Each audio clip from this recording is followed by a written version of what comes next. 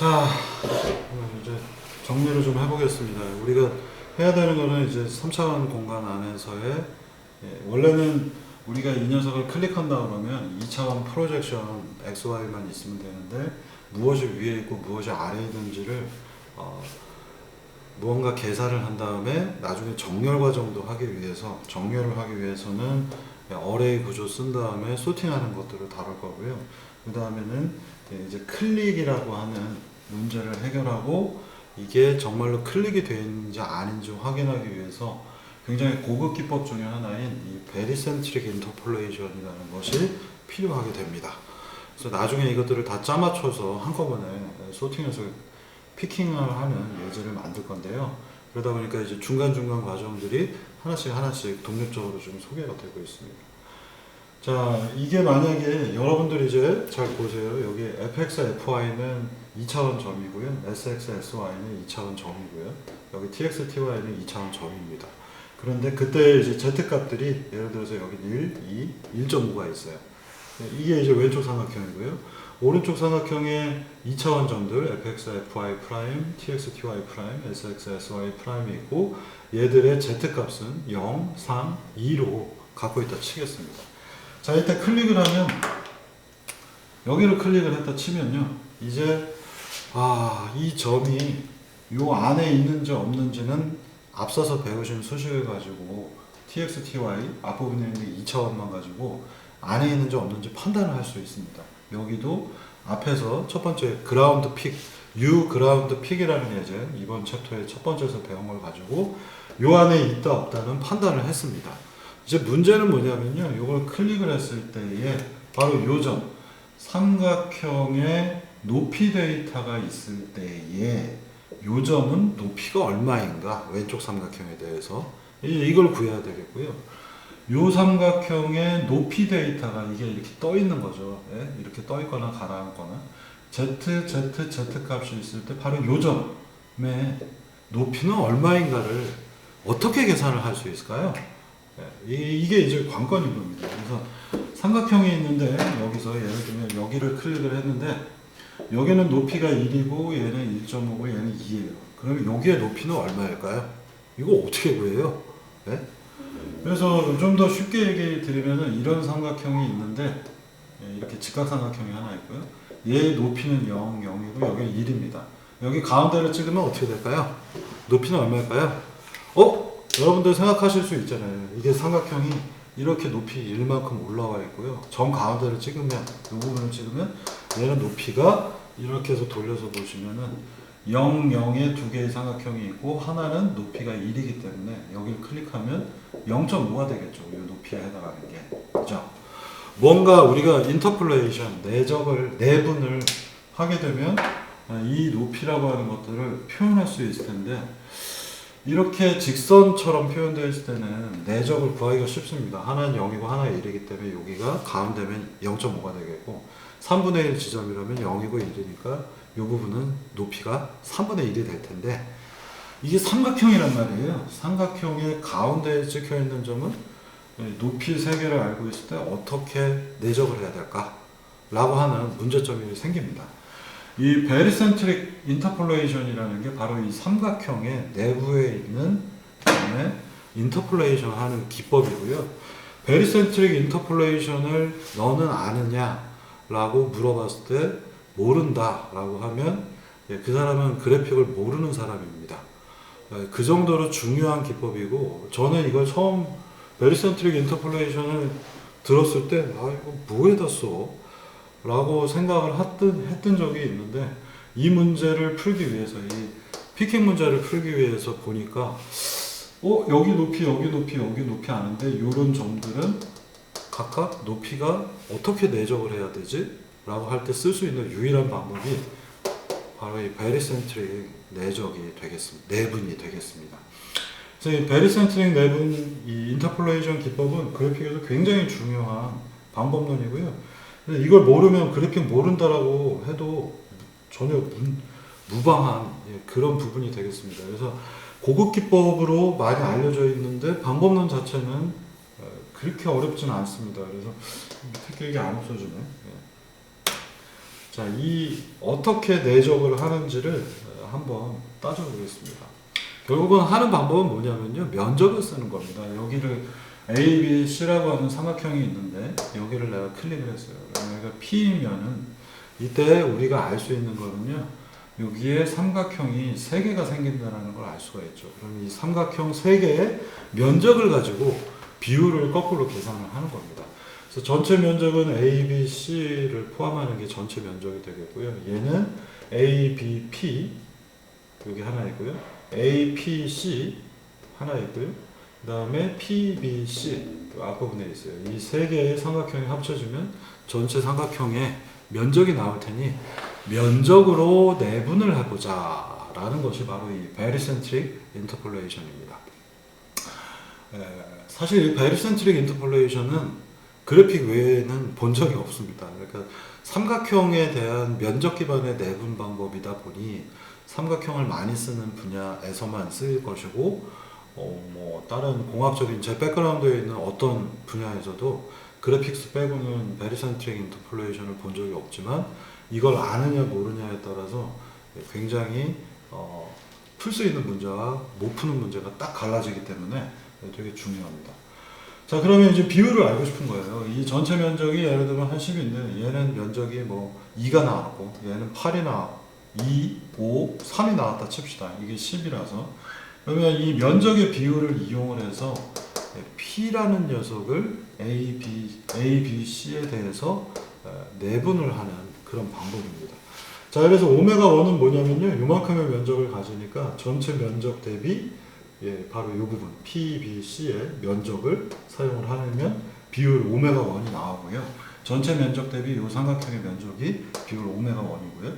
오메가 2는 전체 면적 대비 이 삼각형의 비율 오메가 3도 전체분의 A, B, P의 면적의 비율이 되겠습니다. 그럼 오메가 1, 오메가 2, 오메가 3는 당연히 비율로 보면은 합쳐놔서 1이 될 수밖에 없죠. 그래서 뭐 0.3, 0.3, 0.4 이런 식으로 오메가 1이 나온다면 그때 P가 갖는 내분은 A, B, C가 어떤 값을 갖고 있다 치면요. 아까 높이처럼 A에서는 0, 뭐 B에서는 0.3, C에서는 1.5를 갖고 있다면 자, 비율 P는 오메가 1 곱하기 A 반대편에 있는 겁니다. 오메가 2 곱하기 B, 오메가 3 곱하기 C를 하면 그때의 P를 알 수가 있습니다. 이렇게 쌈박한 방법이 있다니 라는 게 바로 이 베리센트릭 인터폴레이션의 핵심이고요.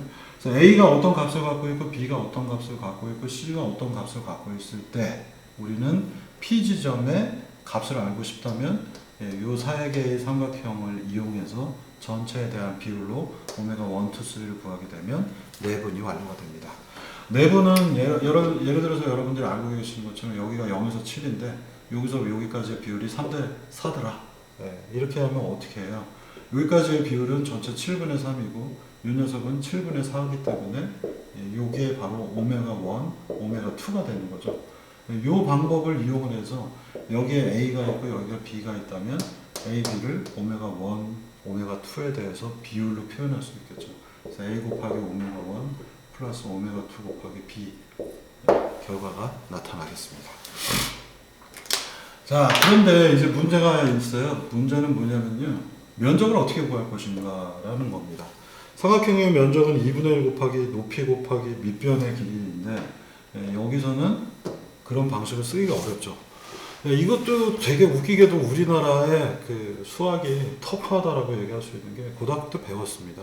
고등학교 때 점 3개를 알고 있으면 면적을 구할 수 있는 방법론을 배웠고 그게 바로 헤론 공식입니다.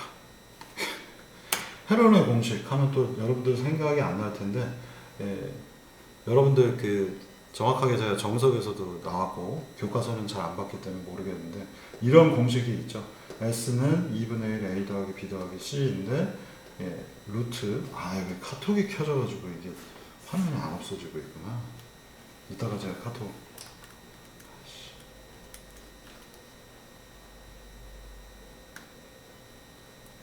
없어졌네요 이제.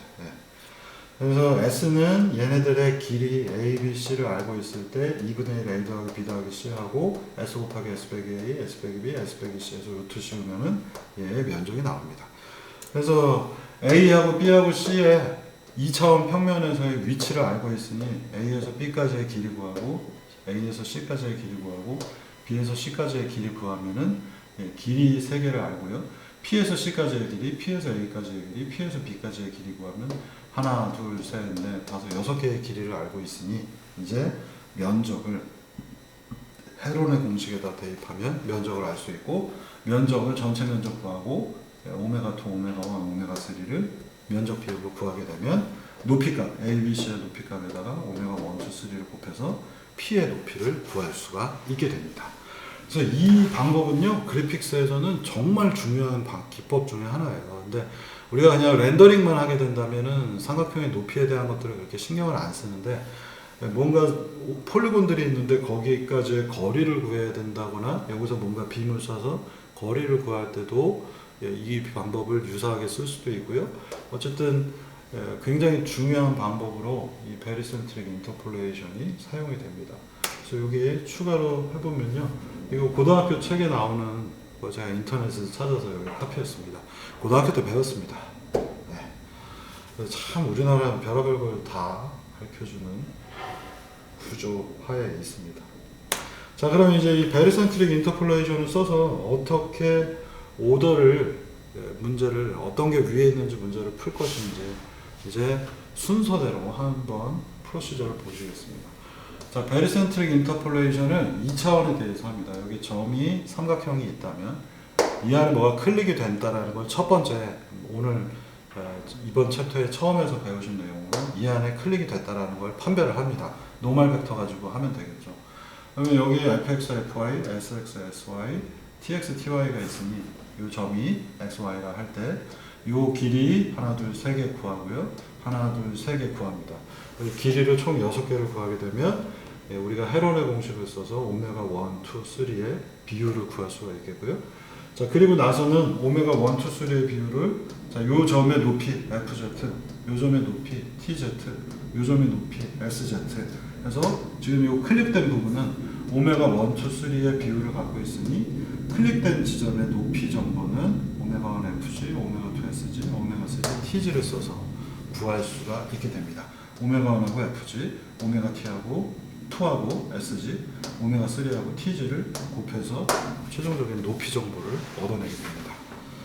자, 이게 바로 베리센트릭 인터폴레이션을 사용해서 높이를 구하는 방법론이 되겠습니다.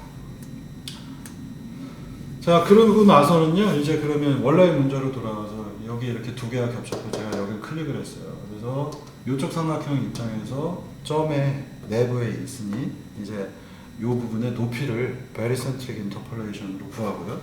또 이 안에 이 점이 들어와 있으니 이 부분의 높이 정보를 베리센트릭 인터폴레이션으로 구합니다.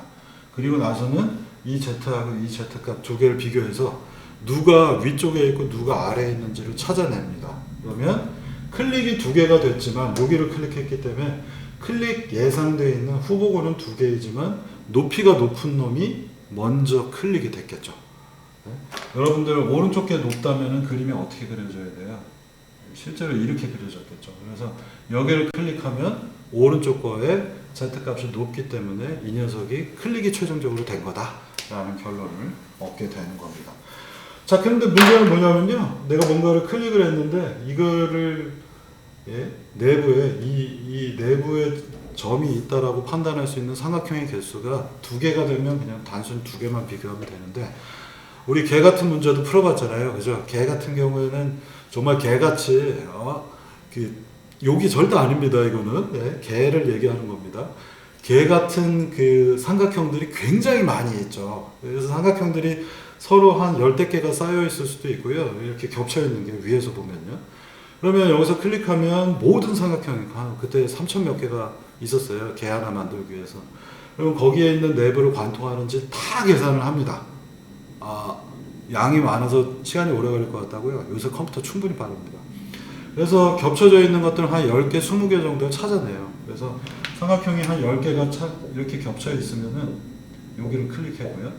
이 삼각형에 대해서 전부 다 베리센트릭 인터폴레이션을 수행을 해서 높이 값들 Z를 10개를 뽑습니다. 그리고는 걔들을 소팅을 해서 정렬 과정, 퀵소트를 써가지고 맨 위에 있는 것을 찾아냅니다. 그러면 다른 것들도 다 여기를 관통하는, 여기에 찍혀 있는 걸로 보이지만 맨 위에 있는 삼각형은 바로 이 녀석이구나 해서 이 녀석이 색깔이 빨갛게 되도록 만드는 겁니다.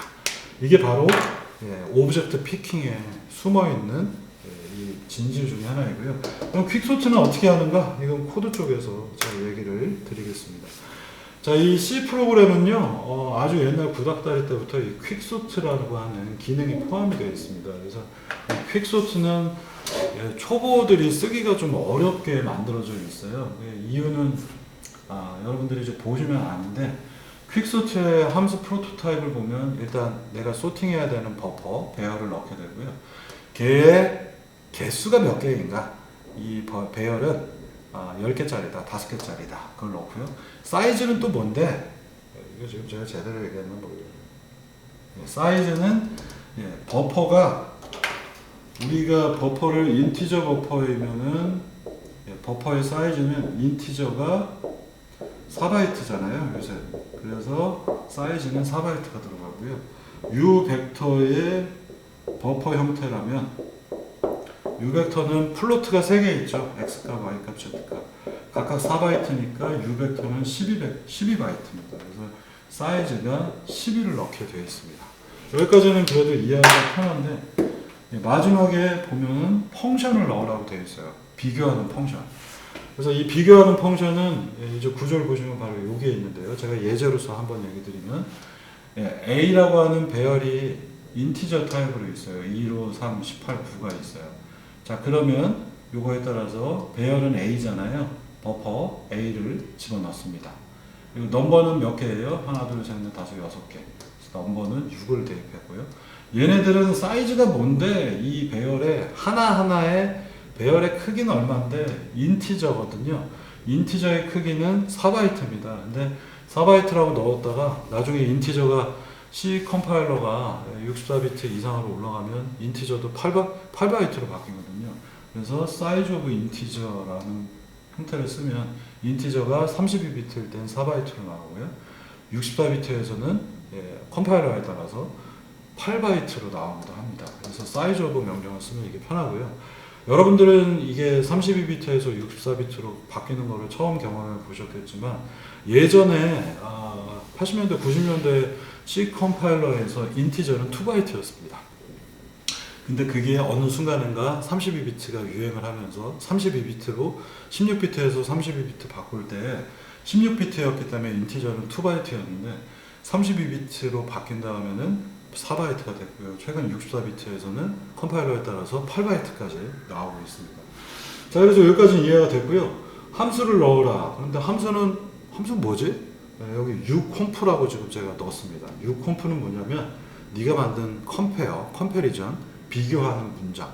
여기에 비교를 어떻게 할 건가? 라고 하는 거를 함수 포인터라고 하는 기능으로 넣을 수가 있습니다. 이 C에는요, 함수 포인터라고 하는 기능이 있어서 내가 원하는 함수들을 다른 용도로 불러다가 커먼하게 동등하게 사용할 수 있는 기능이 있어요. 그래서 이 함수 포인터를 많이 쓰는 것들이 여러분들의 사실상 뭔가 클릭을 하면 이벤트가 발생하잖아요. 그 이벤트 발생하는 것들은 내부 코드에서는 사실은 함수 포인터로 되어 있습니다. 자, 그래서 여기에는 뭔가 함수를 설계를 해야 되는데 그 함수의 포맷은요, 무조건 내부에서 이 퀵소트를 할 때 변수가 2개가 들어오게 되어 있어요. 이 중에 뭔가가 2개가 들어와요. 예를 들면 5하고 3이 들어오면요, 퍼스트, 첫 번째, 세컨, 3이 들어오면 이 2개를 비교해서 5하고 3을 빼면 5보다 3이 크다라는 걸 알려줘야 됩니다. 그리고 또는 여기에 5가 3보다 작은지, 큰지, 같은지를 리턴을 해줘야 됩니다. 그래서 이 리턴 값은 양수, 음수, 0을 리턴해 주는 거라 여기 보시면은 리턴 값이 인티저로 되어 있어요. 그래서 uComp는 어떻게 만드냐면 리턴을 해줘야 되고요. 부호를 uComp 한 다음에 반드시 const void pointer라고 써줘야 됩니다. 이게 이제 여러분들이 포인터 모르시는 분들이 이걸 쓰기가 굉장히 어렵게 만드는 거고요. 그래서 여기 PF하고 PS에 들어오는 건요, 이 중에 있는 무언가 2개예요. 1번하고 8번 또는 3번하고 8번. 그럼 얘가 들어오면 PF를 인티저 포인터를 써서 여기는 보이드 타입인데 인티저 포인터로 해서 int 퍼센트 f, int 에스테릭 s, 에스테릭 f 이렇게 바꿔줘야 됩니다. 이게 만약에 pf ps가 여기가 인티저가 아니라 벡터라면 이렇게 들어온 pf ps는 u 벡터 포인터 표시를 해서 여기는 u 벡터 포인터로 받아야 됩니다. 자, 그러면 이건 포인터이기 때문에 %f하고 %s가 %f가 %s보다 작으면 3하고 5가 들어온 거죠. 그래서 이때는 마이너스 1을 리턴해주고요. 얘보다 크다면 2를 리턴해주고 두 가지 경우가 아니라면 작지도 않고 크지도 않으면 똑같다. 0을 리턴하게 해주면 퀵소트라는 함수가 돌면서 6개의 대상에 대해서 인티저 타입으로 이 uconf를 불러다가 내부적으로 계속 씁니다. 그래서 퀵소트가 저절로 딱 끝나고 나면 uconf에서의 비교한 걸로 얘네들의 순서를 막 바꿔요. 그래서 1번하고 3번 비교해서 1이 왼쪽에 있고 3번이 오른쪽에 있게 하고요. 5번하고 3번을 비교하면 5번이 3번보다 크기 때문에 두 개의 순서를 지가 알아서 바꿔놓습니다.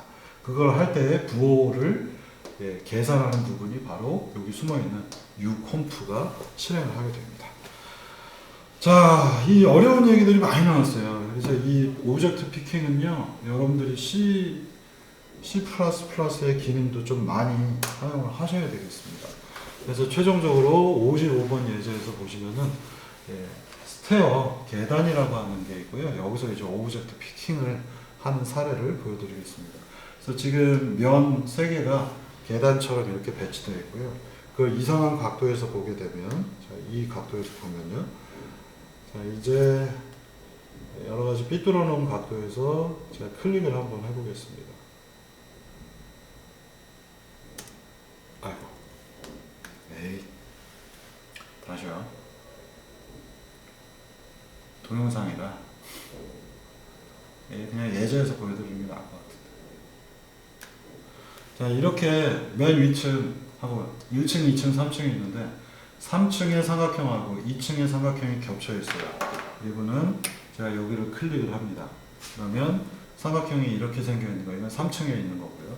그 다음에 여기 2층에 있는 거가 이렇게 겹쳐 있죠. 여기를 클릭을 합니다.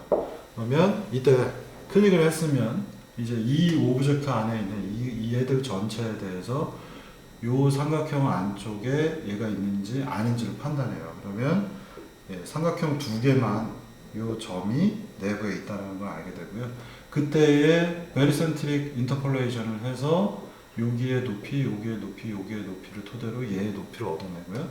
그 다음에 여기의 높이, 여기의 높이, 여기의 높이를 토대로 두 번째 삼각형 위에서의 얘의 높이를 얻습니다.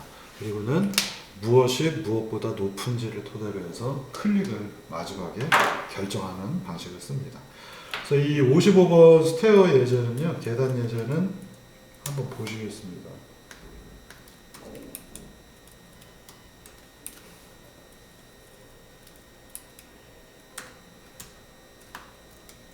오늘은 여기까지만 해야겠네요.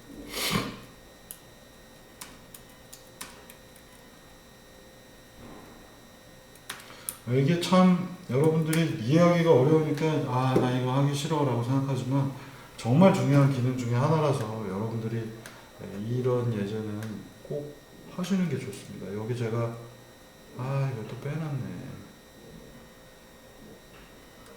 여기 로테이션 하는 코드를 빼놔가지고 지금 화면상에서는 로테이션이 안 될 겁니다. 그래서 여기를 클릭해 볼게요. 여기를 클릭하면 지금 위에 거가 3층, 2층, 1층이잖아요. 제대로 되는 장면을 보실 수 있습니다. 여기 클릭하면 당연히 이쪽이겠고 삼각형 하나밖에 없으니까 여기 클릭하면 이 삼각형하고 그 다음에 이 녀석의 삼각형 하나밖에 없네요. 그래서 여기에 클릭이 될 거고요. 여기를 클릭을 하게 되면 위에 있는 녀석이 클릭이 됩니다. 여기를 클릭하면 2층에 있는 것과 1층에 있는 것이 겹치고 베리센트릭 인터폴레이션으로 높이를 찾아서 위에 있는 녀석이 클릭되도록 바꿔져 있습니다. 그래서 이 예제를 잘 이해를 하셔가지고 여러분들이 피킹 문제를 잘 해결을 하시면 되겠습니다. 이게 숙제였나 아닌가 제가 감각을 하는데 55번 바로 이 자동차에 EXE만 제가 넣어놨는데 여러분들이 지금까지 배우신 걸 토대로 한번 해보시면 됩니다. 자, 이렇게 많은 삼각형. 먼저 사실 그림을 그릴 때는 박스 그리고 오른쪽 그리고 왼쪽 그리는데 이제 피킹을 하기 위해서 클릭을 하면요. 여기 삼각형 무지하게 많죠. 그리고 여기 제가 클릭하면 바퀴에 있는 삼각형 하나하고 뒷면에 있는 박스 두 개가 서로 겹쳐 있습니다. 그리고 베리센트릭 인터폴레이션으로 높은 걸 찾아서 얘가 이제 제대로 클릭이 되고 이 녀석 클릭하면 여기 이제 여기를 클릭하면 박스가 클릭되죠. 그리고 여기 클릭. 좌표 바꿔서도 보시면은 이제 이렇게 클릭하면 박스가 클릭이 돼야 되겠죠. 그리고 여기를 클릭을 하면 박스가 아니라 왼쪽 바퀴가 클릭이 돼야 되겠죠. 이제 제대로 되는 장면을 보실 수 있겠습니다. 자, 이 클릭은 되게 중요한 기능 중에 하나입니다. 그래서 우리가 뭔가 어플리케이션을 만들 때에는 이 베리센트릭 인터폴레이션을 한 피킹을 소팅을 해서 처리하지 않으면 피킹이 제대로 되질 않습니다. 그래서 좀 허접한 프로그램들 보면은 이 피킹이 안 돼가지고 피킹을 못하니까 억지로 다른 것들을 해서 뭐 옆에다가 버튼 만들어 놓고 뭐 왼쪽 바퀴 오른쪽 바퀴 클릭하게 따로 만들어 놓은 거 있는데 구질구질하죠. 특히나 요새는 모바일 같은 경우에는 손으로 클릭을 하는 경우가 많기 때문에 여기 있는 버튼 이런 거 쓰지 않고 클릭하기 위해서는 여러분들이 베리센트릭 인터폴레이션을 이해를 하셔야 되겠습니다. 오늘 수업은 여기까지 하겠고요. 여기 이 예제는 여러분들이 여태까지 배우신 내용 가지고 코드 활용하셔서 바로 여기 이 오브젝트 피킹에 예 있잖아요. 저 계단 여기에 모든 코드가 다 있기 때문에 회전은 반경, 회전하는 거, 카메라 회전하는 거 빼고 다 있기 때문에 이 코드를 잘 활용하셔서 여러분들이 자동차에다가 넣어 보시면 되겠습니다. 조금 어렵습니다만 뭐 내용이 어렵습니다만 여러분들이 충분히 재미있게 느끼실 수 있는 예제 중에 하나가 되겠습니다. 그리고 굉장히 중요한 기술이에요. 그래서 이 기능을 알고 있는 사람들이 사실 그렇게 많지가 않아요. 그리고 구현해본 사람들 찾아보면 특히 더 없어서 여러분들이 이런 기술은 꼭 알아두셔야 되는 방법 중에 하나입니다. 자, 이 뒤에는 사실 그 폴리곤에 대한 여러 가지 정의들을 다루는 부분인데, 이거는 일단 제가 진도가 지금 이번 학기가 늦어지고 있어서 이 부분은 제가 일단 빼고 갈게요. 아니, 그냥 다음 주에 할지도 모르겠습니다. 그래서 이제는 요게 끝나고 나면 이제 이 무브 투 라인 투를 그림 그리는 시대는 끝났고, 이제부터는 오픈GL로 넘어가도록 하겠습니다. 그래서 여기까지가 전반부의 수업이 끝나는 거고요. 거의 한 60% 정도가 이 앞부분에 그래픽스에서 클릭하고 프로젝션 이용하고, 지금 수업의 내용을 보시면 프로젝션이나 폴리곤들의 높이 방향 뭐 이런 것들을 굉장히 많이 활용을 하고 있잖아요. 이 사실상 한 여기 챕터 1부터 시작해서 2부터 시작해서 7번까지 여기까지 지금 진행되는데 7번까지 나오는 얘기들은 여러분들이 다른 곳에서 찾아보시기가 좀 많이 어렵습니다. 그러니까 대부분 뭐 아까 클릭하고 피킹하고 하는 것들은 공개가 많이 안 돼 있는 기술들이고 아는 사람들만 어떻게 알아서 쓰는데 수식 유도 못하고 카피해서 쓰는 뭐 이런 것들이라고 보시면 될 것 같고요. 그래서 여기 있는 기법들은 여러분들이 정확하게 알게 되면 이 것들을 가져다가 이 뒤에서 배울 오픈GL이나 다른 부분에다 활용할 수 있는 이런 식으로 수업이 설계가 되어 있습니다. 그래서 이제 우리가 남은 수업은요, 오픈GL을 활용하고 그 다음에 레이트레이싱을 기반으로 한 레이트레이싱 이론을 토대로 GLS를 다뤄보는 그렇게 남아있다고 보시면 될 것 같습니다. 그래서 여기까지 숙제들 열심히 하시고요. 숙제에 대한 것들을 좀 얘기를 여기서 마무리하면서 얘기를 드리면요. 아마 21번 정도까지 얘기가 됐던 것 같고요. 이 숙제만 설명하는데도 시간이 많이 걸려서 여기 아마 20번 애니메이션 기법 그래서 여러분들이 만들어 보시라고 되어 있고, 자 21번, 22번은요 예전에 이렇게 막대기 뺑뺑 돌리는 거를 코타니언 수식을 이용을 하셔서 한번 풀어보시라는 얘기가 되겠습니다. 그래서 그냥 코타니언만 갖다 대입하시고 호모지니어스 매트릭스 걸어주면 숙제가 끝이 나겠습니다. 자, 그 다음에 23번은 뭐냐면요, 여러분들이 이걸 클릭을 해서 움직이게 하는 예제인데 조금은 어려울 것 같습니다. 여기 눈여겨보셔야 되는 거는 여기 클릭하면 자동차가 이렇게 트랜슬레이션만 해요. 멋있지 않잖아요, 그죠? 그래서 두 번째는 트랜슬레이션에다가 로테이션도 섞어봅니다.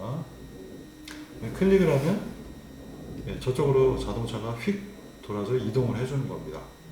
근데 방금 전 여기서 여기 보면 이상하게 회전하죠? 그죠?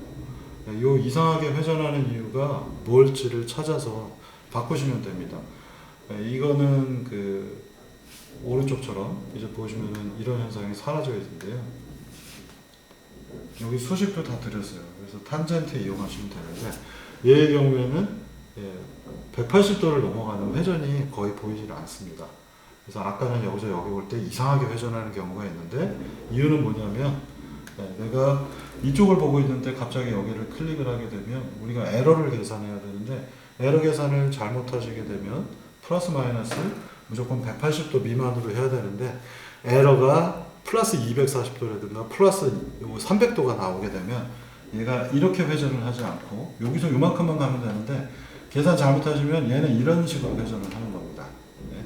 그래서 여기 있던 녀석이 요만큼만 회전하면 되는데 에러 계산을 반대로 빼기를 잘못하시면 얘가 이렇게 회전하기 때문에 두 번째 경우에는 그림이 지저분하게 보이거든요. 그래서 이런 부분들 여러분들이 내부적으로 한번 잘 찾아서 풀어보시면 되겠고요. 쿼터니어는 여기에 보시면 원래 유닛 벡터를 쓰게 되어 있습니다. 이 부분이 유닛 V는 무조건 유닛 벡터를 쓰게 되어 있고 이 쿼터니어는 쓰는 것만 하는 게 아니라 딱 한 문제만 여러분들이 더 이해해 보시라고 이거라고 숙제를 냈는데요. 이 V 유닛이 아니라 여기를 만약 V를 쓰게 되면 어떤 일이 벌어지는지 케이스 1, 2에 대해서 여러분들이 테스트 해보시면 되겠습니다. 그래서 유닛 벡터인 여기를 무조건 유닛 벡터로 화를 하게 되어 있는데 요걸 빼버리고 V만 넣은 다음에 이 U 벡터 V가 001일 때 001일 때 어떤 효과가 벌어지는지 이런 수식을 이용하셔서 생각해 보시면 되겠습니다. 다음은 조금 설명하려면 시간이 걸려서 이거는 다음 주부터 얘기를 하도록 하겠습니다. 근데 이제 여기 숙제해 보시면 이것도 맞아야 되게 합시다. 인피니트 허리전 이 수평선에 대한 겁니다. 그래서 퍼스펙티브 프로젝션 매트릭스의 특징을 이용을 하셔서 오브젝트가 굉장히 큰 거, x, y, z 값이 굉장히 큰 걸 넣으면 어떤 결과가 나오는가 라고 하는 거를 리미트, 극한, 수학적인 수식으로 풀어보시면 되겠습니다. 힌트를 드린다면 두 가지 문제가 여기 다 들어가 있는데요. 오브젝트가 너무 멀리 있어요. 현재 내 눈보다 여기가 너무 멀리 있으면 이 데이터는 어떻게 보이나요? 점으로 보이죠? 여기 극한의 개념을 이용하셔서 여러분들이 풀어보시면 되겠고요. 또는 오브젝트가 너무 큰 게 들어가 있으면 평면이 되게 큰 게 있다면 이때 나타나는 결과도 뭔가 달라집니다. 여기 이제 Z가 무한대로 갈 때 이때는 X하고 Z가 같이 무한대로 갈 때 이렇게 표현을 제가 해놨는데요. 이 두 번째 경우는 여러분들이 바로 이 예제에서 보시면 되겠습니다. 선이 참 좋죠. 선이 지금 딴 데 보지 마시고요. 이렇게 이 선이 생깁니다. 바다가 되게 멀게 되면은 절대 이 여자를 보라는 얘기가 아니고요. 선이 되게 아름답게 이렇게 쫙 퍼집니다. 왜 그럴까요? 라고 하는 것의 답안이 바로 여기에 있습니다. 그래서 되게 큰 물체, 바다는 굉장히 크잖아요. 바다가 굉장히 크고 그게 퍼스펙티브 프로젝션에 들어가게 되면 되게 선이 좋게 이렇게 나옵니다. 절대로 이거는 수영복을 여기에 제가 건 게 아니고 뒤에 있는 수평선을 보라고 이렇게 건 겁니다. 왜 이게 바다가 되게 커지면 수평선으로 되게 될까라고 하는 것의 진리가 여기에 있습니다. 그래서 뭐 자꾸 이걸 제가 설명할 때 뭐 수영복 사진이 나왔다고 뭐라고 하는데 수영복은 의미가 없어요. 이 여자가 생각하는 거고 절대 이거는 여기 수평선에 대한 거를 강조하기 위해서 만들었다고 볼 수 있겠습니다. 여기까지 일단 25번 설명 마치도록 하겠습니다.